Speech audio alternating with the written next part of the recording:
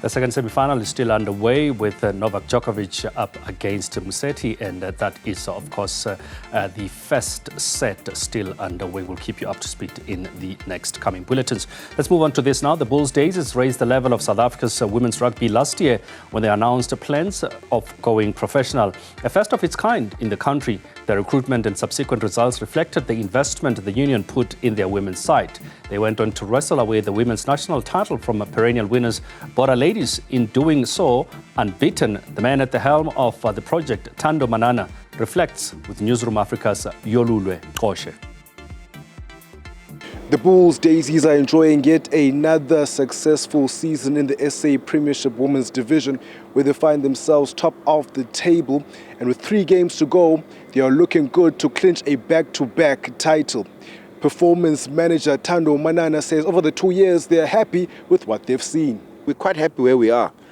Definitely still building. We really not only want to be untouchable, but we really want other provinces and other unions to follow suit. I think it's good for the women's game, for the women's growth, not only the BBCO, but as South Africa, as unions, to really step up and really give what the game requires, and really give the players what they require to showcase talent, internationally as well. Should they go on to clinch the title, however, there will be a difference between the last season and this season. A small blemish of a loss against Western Province, whereas last season they won the league unbeaten. Thando Manana says that is a sign of a competitive league. We have our own playbook that we continuously, give the players, and they follow. And I think it's been a competitive season this year, I have to say. I mean, if you look at the top 3, ourselves, Western Province and Boland. I mean, Western Province defeated us in Cape Town. That for us brought us back to our feet. Complacency maybe tried to kick in there a little bit from us, but we were able to sort of dust our knees and continue to walk. We were sitting good where we are, and we've got 3 more games which we want to do well so that we can have a home semi-final and a home final, and hopefully we defend the title. Although admittedly happy with the current coaching staff, Manana does say that it is a women's sport, so hopefully one day they can have an all-women's coaching staff.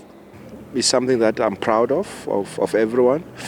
But I mean, we'll have those review of the season and how they've performed and where we can improve going forward post the, this year's competition.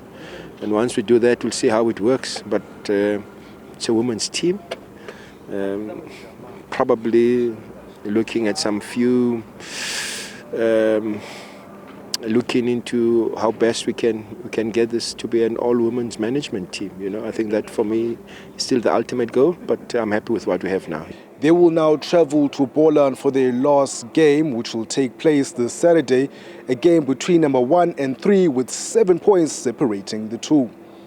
For Newzroom Afrika, channel 405, I am Yolulwe, Qoshe at Loftus Festival Stadium in Pretoria.